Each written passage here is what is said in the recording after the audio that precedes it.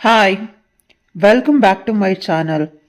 ತನಗೆ ಮಕ್ಕಳಾಗೋದಿಲ್ಲ ಅನ್ನೋ ಸತ್ಯ ಗೊತ್ತಿದ್ರೂ ಕೂಡ ಗಂಡ ಪ್ರತಿ ಬಾರಿ ಹೆಂಡತಿಯನ್ನ ಬಂಜೆ ಅಂತ ಎಲ್ಲರೆದುರಿಗೆ ಅಪಮಾನಕ್ಕೆ ಗುರಿ ಮಾಡ್ತಾ ಇದ್ದ.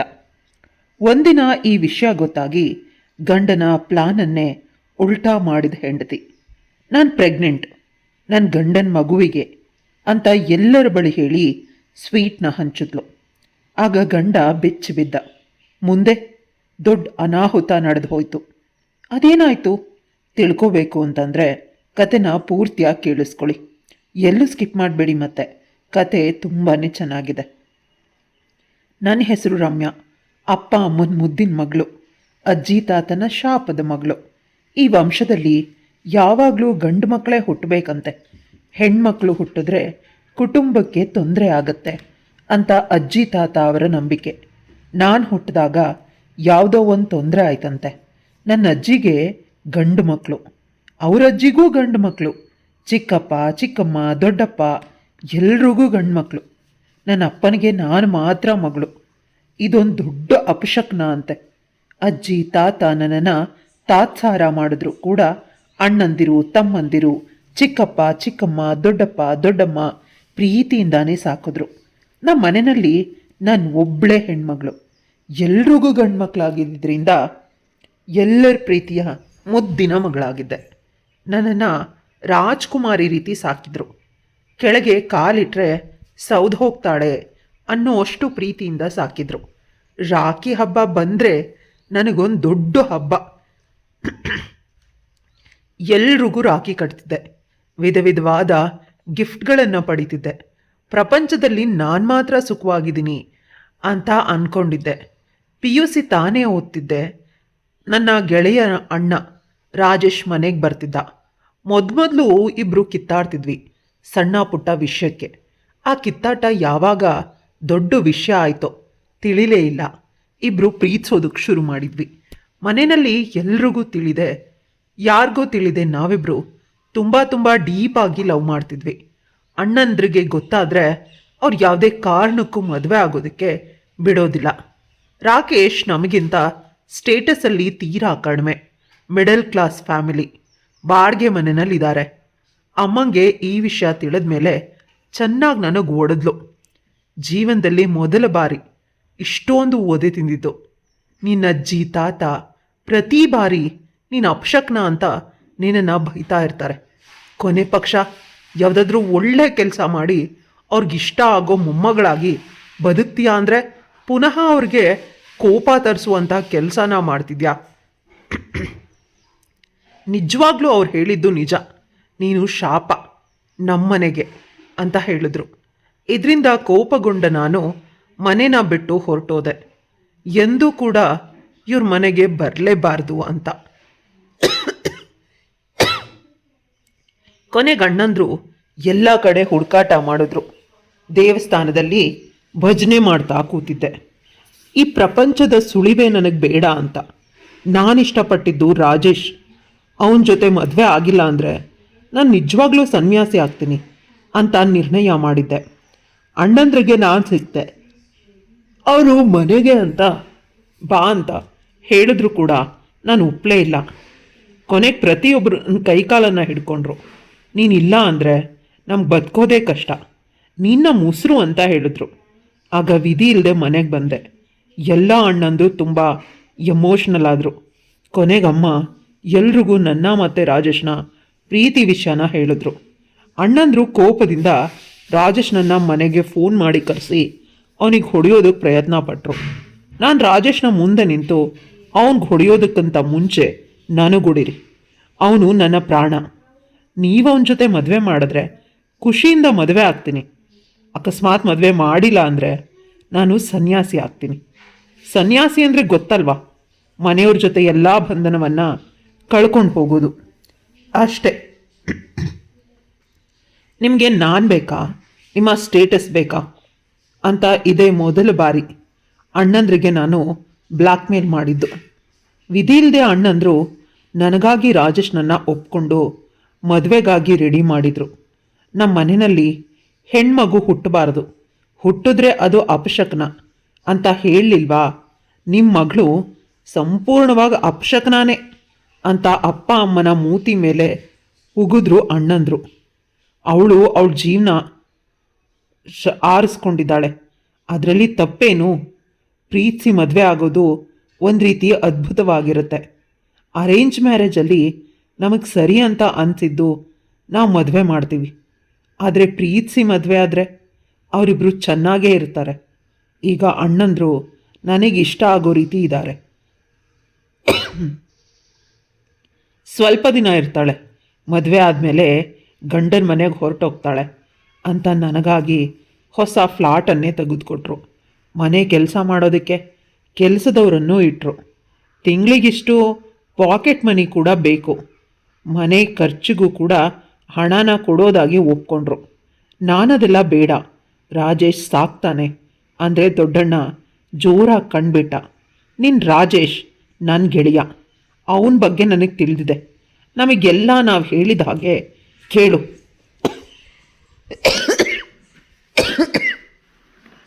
ನೀನು ಮದುವೆ ಆಗಬೇಕು ಅಂತ ಹೇಳಿದೆ, ನಿಂಗೆ ಮದುವೆ ಮಾಡ್ತಾಯಿದ್ದೀವಿ ಅಷ್ಟೇ. ಮದುವೆನ ತುಂಬ ಗ್ರ್ಯಾಂಡಾಗಿ ಮಾಡಿಕೊಟ್ರು. ಅಜ್ಜಿ ತಾತ ಜನಗಳ ಎದುರಿಗೆ ಏನೂ ಮಾತಾಡದೆ ಸುಮ್ಮನೆ ಇದ್ದರು. ನಮಗೆಲ್ಲ ದುಃಖ ಆಗ್ತಿತ್ತು. ನಾನು ಅಣ್ಣಂದರು 3 ದಿನ ಅಳ್ತಿದ್ವಿ. ಅಣ್ಣಂಗೆ ಹೇಳಿದೆ, ರಾಜೇಶ್ ಬೇಡ, ಮದುವೆನೂ ಬೇಡ, ನಾನು ನಿಮ್ಮ ಜೊತೆನೇ ಇರ್ತೀನಿ ಅಂತ. ಅವರೆಲ್ಲ ಸಮಾಧಾನ ಮಾಡಿ ನಾನು ಮದುವೆ ಮಾಡಿದ್ರು.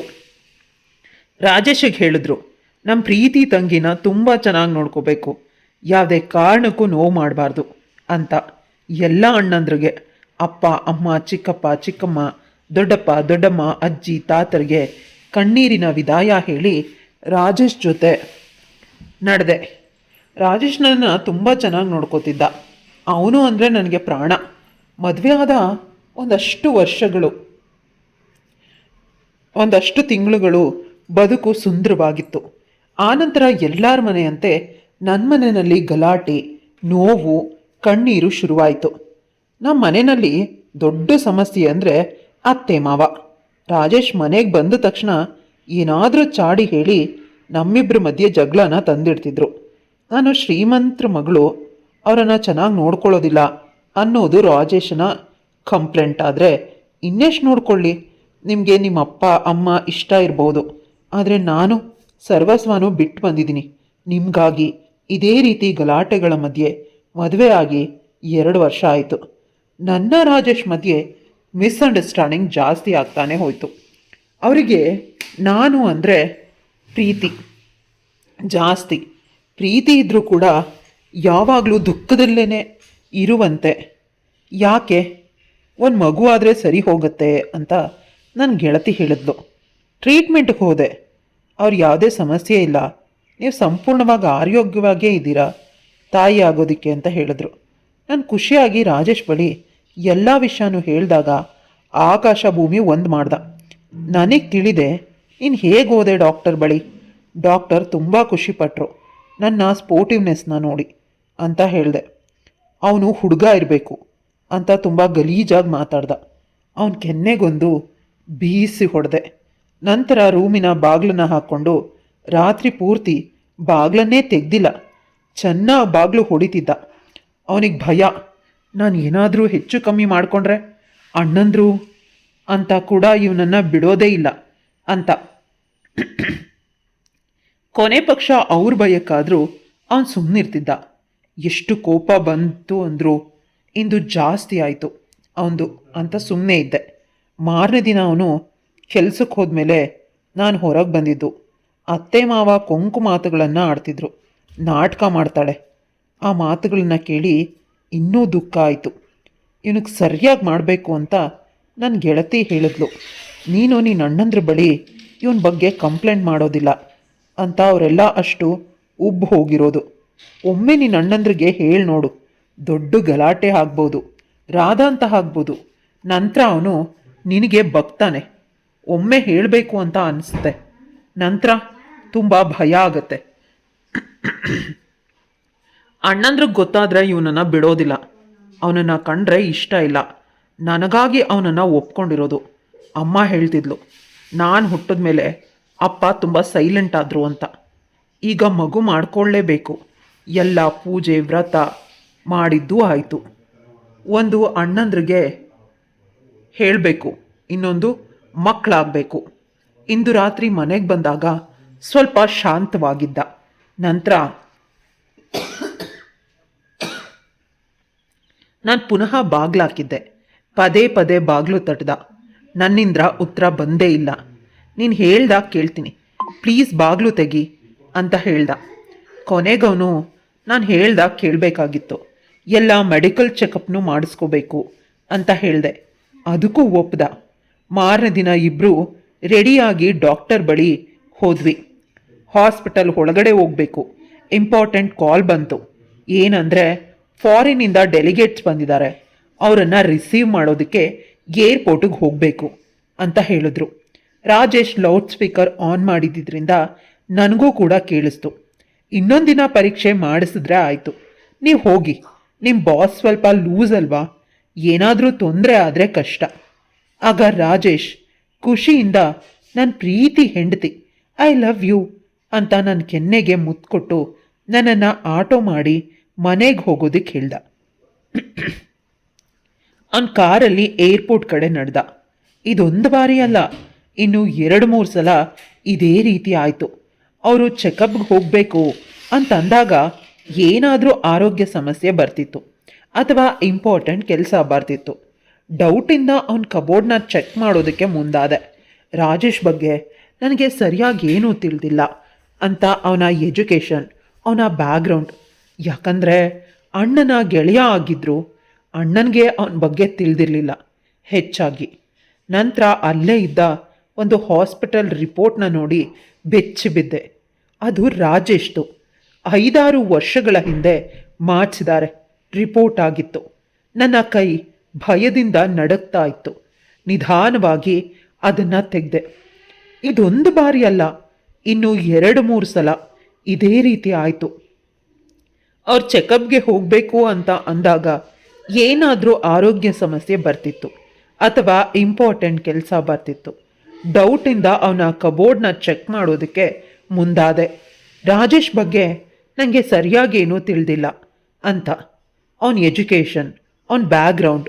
ಯಾಕಂದರೆ ಅಣ್ಣನ ಗೆಳೆಯ ಆಗಿದ್ದರೂ ಅಣ್ಣನಿಗೆ ಅವನ ಬಗ್ಗೆ ತಿಳಿದಿರಲಿಲ್ಲ ಹೆಚ್ಚಾಗಿ. ನಂತರ ಅಲ್ಲೇ ಇದ್ದ ಒಂದು ಹಾಸ್ಪಿಟಲ್ ರಿಪೋರ್ಟ್ನ ನೋಡಿ ಬೆಚ್ಚಿ ಬಿದ್ದೆ. ಅದು ರಾಜೇಶ್ದು. 5-6 ವರ್ಷಗಳ ಹಿಂದೆ ಮಾಡಿಸಿದ್ದಾರೆ ರಿಪೋರ್ಟ್ ಆಗಿತ್ತು. ನನ್ನ ಕೈ ಭಯದಿಂದ ನಡುಗ್ತಿತ್ತು. ನಿಧಾನವಾಗಿ ಅದನ್ನು ತೆಗೆದೆ.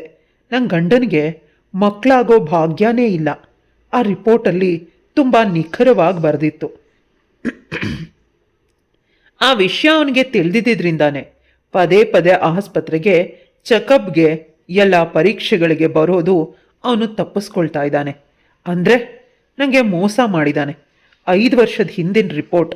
ಅಂದರೆ ನನ್ನನ್ನು ಪ್ರೀತಿಸಿದ್ದು 2-3 ವರ್ಷಗಳ ಹಿಂದೆ. ಅವನಿಗೆ ಮಕ್ಕಳಾಗೋದಿಲ್ಲ ಅಂತ ಗೊತ್ತಿದ್ರೂ ಕೂಡ ನನ್ನ ಹಿಂದೆ ಬಿದ್ದಿದ್ದ. ನನ್ನ ಅಣ್ಣ ಕೊಡೋ ಎಂಜಲು ಕಾಸಿಗಾಗಿ ಕೈ ಹೊಡ್ಡಿದ್ದ. ಅವನ ಕುತ್ತಿಗೆ ಪಟ್ಟಿನ ಹಿಡಿದು ಕೆನ್ನೆಗೆ ಬೀಸ್ ಹೊಡಿಬೇಕು ಅನ್ನೋ ಭಯ ಆಯಿತು. ನನ್ನ ಮುಖ ಸಂಪೂರ್ಣವಾಗಿ ಕೆಂಪಾಯಿತು ಕೋಪದಿಂದ. ಈಗ ಇನ್ಯಾವುದೇ ದಾರಿನೂ ಉಳಿದಿಲ್ಲ, ಎಲ್ಲನೂ ಮುಗಿದು ಹೋಯಿತು ಅಂತ ಇಂದು ಗಂಡನ ಮನೆಗೆ ಬಂದಾಗ ಅವನನ್ನು ಗಟ್ಟಿಯಾಗಿ ತಪ್ಕೊಂಡೆ. ಅತ್ತೆ ಮಾವ ಇದ್ದರೂ ಕೂಡ ಅವರನ್ನು ಇಗ್ನೋರ್ ಮಾಡಿ. ಆಗ ಗಂಡ ಏನು ವಿಷಯ ಅಂತ ಕೇಳ್ದ. ನೀವು ಅಪ್ಪ ಆಗ್ತಿದ್ದೀರಾ, ನಾನು ಅಮ್ಮ ಆಗ್ತಾ ಇದ್ದೀನಿ. ನೋಡಿ ರಿಪೋರ್ಟ್ ಬಂದಿದೆ, ನೀವು ಬಂದು ಪರೀಕ್ಷೆ ಮಾಡಿಕೊಳ್ಳೋ ಅವಶ್ಯಕತೆಯೇ ಇಲ್ಲ, ಇನ್ನು ನಿಮ್ಮ ಪ್ರಾಣವನ್ನು ತಿನ್ನೋದೇ ಇಲ್ಲ ಅಂತ ನಾನು ಹೇಳಿದಾಗ ನನ್ನ ಗಂಡ ಶಾಕ್ ಆದ. ಅದು ಹೇಗೆ ಸಾಧ್ಯ? ನೀನು ಹೇಗಮ್ಮ? ಹಾಗಾದರೆ ಬೇರೆಯವರನ್ನ ಇಟ್ಕೊಂಡಿದ್ಯಾ ಅಂತ ನನ್ನ ಕೆನ್ನೆಗೆ ಹೊಡೆಯೋದಕ್ಕೆ ಬಂದ. ನಾನು ಅವನ ಕೈನ ಹಿಡ್ಕೊಂಡು, ನೀನು ಮಾತ್ರನೇ ನನ್ನ ಗಂಡ, ಇನ್ನೊಬ್ಬನ್ನ ಇಟ್ಕೊಂಡಿದ್ಯಾ ಅಂತ ಕೇಳೋ ಧೈರ್ಯ ನಿನಗಿದೆಯಾ ಅಂತ ಅವನ ಕೆನ್ನೆಗೆ ಹೊಡೆದೆ. ಇದು ನನ್ನ ಮಗು ಅಲ್ಲ ಅಂತ ಪದೇ ಪದೇ ಜೋರಾಗಿ ಕಿರಿಸ್ದ. ಅದು ಹೇಗೆ ಸಾಧ್ಯ? ಇದು ನಿನ್ನ ಮಗುನೇ ಅಂತ ನಾನು ಕೂಡ ಅವನ ಮಾತಿಗೆ ಮಾತು ಕೊಟ್ಟೆ. ಆ ಮಾತಿನ ಬರದಲ್ಲಿ ಅವನು ಜೋರಾಗಿ ಹೇಳ್ದ, ನನ್ನಿಂದ ಮಕ್ಕಳು ಆಗೋದಕ್ಕೆ ಸಾಧ್ಯನೇ ಇಲ್ಲ, ನಾನು ಎಂದೂ ಕೂಡ ಅಪ್ಪ ಆಗೋದೇ ಇಲ್ಲ, ನನಗೆ ಸಮಸ್ಯೆ ಇದೆ. ಈ ಎಲ್ಲ ಪರೀಕ್ಷೆಯನ್ನ ತುಂಬ ದಿನಗಳ ಹಿಂದೆನೆ ಮಾಡಿಸಿದ್ದೆ. ಯಾವುದೋ ಒಂದು ಸಣ್ಣ ಸಮಸ್ಯೆ ಇದೆ ಅಂತ ಆಸ್ಪತ್ರೆಗೆ ಹೋಗಿದ್ದೆ. ಆಗ ಡಾಕ್ಟರ್ ಅನುಮಾನ ಬಂದು ಎಲ್ಲ ಪರೀಕ್ಷೆಗಳನ್ನು ಮಾಡಿಸಿದ್ರು. ಆಗ ನನ್ನ ಅಣ್ಣಂದ್ರು ಬಂದು ಅವನಿಗೆ ಚೆನ್ನಾಗಿ ಹೊಡೆದ್ರು. ಆಗವನು ತಪ್ಪನ್ನು ಒಪ್ಕೊಂಡ. ಆಸ್ತಿಯ ಆಸೆಗಾಗಿ ನಾನು ನಿಮ್ಮ ತಂಗಿಯನ್ನು ಯಾಮಾರಿಸಿ ಪ್ರೀತಿಸೋ ನಾಟಕ ಆಡಿ ಮದುವೆ ಆದೆ. ಆಗ ನನಗೆ ಇನ್ನೂ ಆಶ್ಚರ್ಯ ಆಯಿತು. ಅಯ್ಯೋ, ಪ್ರೀತಿನೂ ನಿಂದು ನಾಟಕನ? ಅಣ್ಣಂದ್ರಿಗಾಗೋ 1 ಅಥವಾ 2 ಮಕ್ಕಳನ್ನ ದತ್ತು ತಗೊಂಡು ಸಾಕೋಣ ಅಂತ ಅಂದ್ಕೊಂಡಿದ್ದೆ. ಮಕ್ಕಳಾಗಿಲ್ಲ ಅಂದರೂ ಪರವಾಗಿಲ್ಲ, ನಾವಿಬ್ಬರು ಗಂಡ ಹೆಂಡತಿ ರೀತಿನೇ ಇರಬಹುದು ಅಂತ. ಆದರೆ ನೀನು ನನ್ನನ್ನು ಕೇವಲ ದುಡ್ಡಿಗಾಗಿ ಪ್ರೀತಿ ಮಾಡಿದ್ಯಾ ಅಂತ ಅಳ್ತಾ ಕುಸ್ದು ಹೋದೆ. ಆದರೆ ಕುಸ್ದು ಹೋಗೋಕೆ ನನ್ನ ಅಣ್ಣಂದ್ರು ಬಿಟ್ಟಿಲ್ಲ. ನಮ್ಮನೆ ಮಹಾರಾಣಿ ನೀನು. ಮಗಳೇ, ನೀನು ಇಷ್ಟಪಟ್ಟೆ ಅಂತ ಈ ರಾಕ್ಷಸನ ಜೊತೆ ಮದುವೆ ಮಾಡಿದ್ವಿ. ನೀನು ಇರ್ತೀನಿ ಅಂತ ಹೇಳಿದ್ರು ಕೂಡ ನಾವಿರೋದಿಗೆ ಬಿಡೋದಿಲ್ಲ ಅಂತ ಅವನ ಕೈಗೆ ಡೈವೋರ್ಸ್ ಪೇಪರ್ನ ಕೊಟ್ಟರು. ಇದಕ್ಕೆ ಸಹಿ ಮಾಡು. ಈಗ ನಿನಗೆ ಕೊಟ್ಟಿರೋ ಮನೆ, ಆಸ್ತಿ ಎಲ್ಲನೂ ಕೇಳೋದಿಲ್ಲ ಅಂತ. ಅಷ್ಟಕ್ಕೆ ಅವನು ಸಹಿ ಮಾಡ್ದ. ಹಿಂದೆ ಮುಂದೆ ನೋಡಿದೆ. ಅಷ್ಟೇ, ಅಣ್ಣಂದ್ರು ನನ್ನ ಮನೆಗೆ ಕರ್ಕೊಂಡು ಬಂದರು. ಮನೆಯಲ್ಲಿ ನನ್ನ ಬದುಕಲ್ಲಿ ನಡೆದ ಎಲ್ಲ ವಿಷಯಗಳನ್ನು ಪ್ರತಿಯೊಬ್ಬರ ಹತ್ರ ಶೇರ್ ಮಾಡಿದ್ರು. ಆಗ ಎಲ್ಲರೂ ನನ್ನನ್ನು ತುಂಬ ಅಸಹಾಯಕ ದೃಷ್ಟಿಯಿಂದ ನೋಡಿದ್ರು. ಅಜ್ಜಿ ತಾತ ತುಂಬ ದುಃಖಪಟ್ಟರು. ನಾವು ಸಂಕಟ ಪಟ್ವಿ. ಅದಕ್ಕೆ ನಿನಗೆ ಈ ರೀತಿ ಆಯ್ತೇನೋ ಮಗಳೇ. ಆದರೆ ನೀನು ಚೆನ್ನಾಗಿರಬೇಕು ಅನ್ನೋದು ಮಾತ್ರ ನಮ್ಮ ಆಸೆ. ಯಾವುದು ಸರಿ ಯಾವುದು ತಪ್ಪು ಗೊತ್ತಾಗ್ತಿಲ್ಲ. ರೂಮ್ಗೆ ಹೋಗಿ ನಾನು ಮಲ್ಕೊಂಡೆ. ನನ್ನ ಜೊತೆ ನನ್ನಮ್ಮ ಬಂದು ಮಲಗಿದ್ಲು. ನನಗೆ ಕಂಫರ್ಟ್ ಆಗ್ತಾ ಇರಲಿಲ್ಲ. ಕೊನೆಗೆ ನನ್ನ ಅತ್ತಿಗೆ ಬಂದು ಮಲಗಿದ್ಲು. ಪ್ರತಿದಿನಾನು ನನ್ನನ್ನು ಯಾರೂ ಒಬ್ಬಳೇ ಬಿಡ್ತಾ ಇರಲಿಲ್ಲ, ಏನಾದರೂ ಮಾಡ್ಕೊಂಡು ಬಿಡ್ತಾಳೆ ಅಂತ. ದಿನಗಳು ಕಳೆದಂತೆ ಆ ನೋವಿಂದ ಹೊರಗೆ ಬಂದೆ. ಅಣ್ಣಂದ್ರು ನನಗೆ ಅಂತ ಒಂದು ಬೊಟಿಕ್ನ ಇಟ್ಕೊಟ್ರು. ಅತ್ತಿಗೆರು ಕೂಡ ಅದಕ್ಕೆ ಬರ್ತಿದ್ರು. ತುಂಬ ಚೆನ್ನಾಗಿ ವ್ಯಾಪಾರ ನಡೀತಿತ್ತು. ನನ್ನ ದುಃಖ ನೋವುಗಳಿಂದ ಹೊರಗೆ ಬಂದೆ. ಪ್ರಪಂಚ ವಿಶಾಲವಾಗಿದೆ, ನಾವು ವಿನಾಕಾರಣ ಚಿಂತಿಸಬಾರ್ದು ಅನ್ನೋ ಭಾವನೆ ಬರ್ತಿರ್ಬೇಕಾದ್ರೆ ನನ್ನ ಬಿಸ್ನೆಸ್ ಪಾರ್ಟ್ನರ್ ಆಗಿದ್ದ ವಿಶಾಲ್ ಮದುವೆಗಾಗಿ ನನ್ನನ್ನು ಪ್ರಪೋಸ್ ಮಾಡ್ದ. 2ನೇ ಬಾರಿ ಪುನಃ ತಪ್ಪು ಮಾಡಬಾರ್ದು ಅಂತ ಅಣ್ಣಂದಿರ ಬಳಿ ಹೇಳಿ ಅವ್ರು ಒಪ್ಪಿದ್ರೆ ನನಗೆ ಯಾವುದೇ ಸಮಸ್ಯೆನೂ ಇಲ್ಲ. ಅದಕ್ಕಿಂತ ಹೆಚ್ಚಾಗಿ ನನಗೀಗಾಗಲೇ ಮದುವೆಯಾಗಿ ಡೈವೋರ್ಸ್ ಆಗಿದೆ ಅಂತ ಅವರ ಕಣ್ಣುಗಳಲ್ಲಿ ಕಣ್ಣಿಟ್ಟು ನೋಡಿ ಹೇಳಿದೆ. ಅವರು ನನ್ನ ಕೈಯನ್ನು ಹಿಡ್ಕೊಂಡು ಡೈವೋರ್ಸ್ ಆಗಿದೆಯಲ್ಲ, ಮತ್ತೆ ಇನ್ನೇನು ಸಮಸ್ಯೆ ಇಲ್ಲ, ಐ ಲವ್ ಯು ಅಂತ ಹೇಳಿದ್ರು. ಬೆಳಗಿನ ಜಾವ ಯಾವುದೋ ಕನಸು ಬರ್ತಿದೆ, ವಿಶಾಲ್ದೆ, ಅವನು ಮಾತಾಡ್ದಂತೆ ಅಂತ ಅನ್ನಿಸ್ತಿತ್ತು. ಎಚ್ಚರ ಆದರೆ ಅದು ಕನಸ ವಾಸ್ತವನ ತಿಳಿಲೇ ಇಲ್ಲ. ಬೆಳಗ್ಗೆ ನಮ್ಮ ಮನೆಯಲ್ಲಿ ಅವನು ಅಂತ ಹೊರಗೆ ಬಂದು ನೋಡಿದೆ. ಎಲ್ಲರೂ ಸ್ವೀಟ್ನ ಹಂಚ್ತಿದ್ದಾರೆ. ವಿಶಾಲ್ನು ನನ್ನ ಜೊತೆ ಮದುವೆ ಆಗೋದಕ್ಕೆ ಮನೆಯಲ್ಲಿ ಒಪ್ಕೊಂಡಿದ್ರು ಅಂತ ಅನಿಸುತ್ತೆ. ಎಲ್ಲರೂ ಖುಷಿಯಿಂದಿದ್ದಾರೆ. ತುಂಬ ಶ್ರೀಮಂತ, ನಮ್ಮ ಸ್ಟೇಟಸ್ಗೆ ಸರಿ ಹೋಗ್ತಾನೆ. ಅಪ್ಪ ಅಮ್ಮ ಒಂದು ಒಳ್ಳೆ ಸಂಸ್ಕಾರ ಕಲಿಸಿದ್ದಾರೆ ಅಂತ ನನ್ನ ಕಿರಿಯಣ್ಣ ಬಂದು ನನಗೆ ಹೇಳ್ದ. ನನಗೆ ತಿಳಿದೆ ನನ್ನ ಮುಖದ ಮೇಲೆ ಒಂದು ನಗು ಮೂಡ್ತು. ಆಗ ವಿಶಾಲ್ ನನ್ನ ಕಡೆ ನೋಡಿ ಹೇಳ್ದ, ನಿಮ್ಮ ಮನೆಯವರೆಲ್ಲ ಒಪ್ಪಿದ್ರು ಮೇಡಮ್, ಈಗ ನೀವು ಒಪ್ಕೋತೀರಾ ಅಂತ ಸ್ಮೈಲ್ ಮಾಡ್ದ. ನಾನು ಸ್ಮೈಲ್ ಮಾಡಿದೆ. ಮುಂದೆ ಎಲ್ಲನೂ ಒಳ್ಳೆಯದಾಗತ್ತೆ ಅನ್ನೋ ನಂಬಿಕೆಯಿಂದ. ಕತೆ ಇಲ್ಲಿಗೆ ಮುಗಿಯುತ್ತೆ. ಕತೆ ಇಷ್ಟ ಆಗಿದ್ರೆ ಲೈಕ್, ಶೇರ್, ಕಮೆಂಟ್ ಮಾಡೋದನ್ನು ಮರಿಬೇಡಿ. ಇಂತಹ ಇನ್ನಷ್ಟು ಇಂಟ್ರೆಸ್ಟಿಂಗ್ ಕತೆಗಳಿಗಾಗಿ ನನ್ನ ಚಾನಲ್ನ ಸಬ್ಸ್ಕ್ರೈಬ್ ಮಾಡ್ಕೊಳ್ಳಿ.